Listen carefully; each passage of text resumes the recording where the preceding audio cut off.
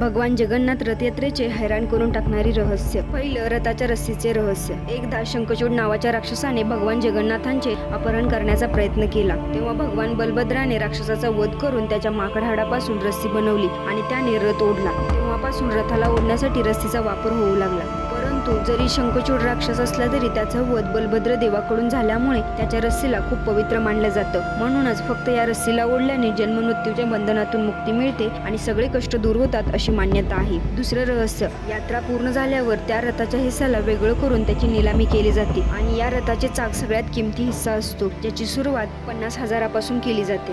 निलामी सोडून उरलेल्या लाकडांचा वापर मंदिरात प्रसाद बनवण्यासाठी होतो, जो 1,00,000 भक्तांमध्ये वाटला जातो. आणि शेवटचं म्हणजे तिसरं रहस्य, रथयात्रा सुरू होण्यापूर्वी साफसफाई केली जाते आणि यासाठी साधासुद्धा झाडू वापरला जात नाही तर सोन्याचा झाडू वापरला जातो आणि रथाच्या लाकडांना कापण्यासाठी सुद्धा सोन्याच्या कुऱ्हाडीचा वापर केला जातो.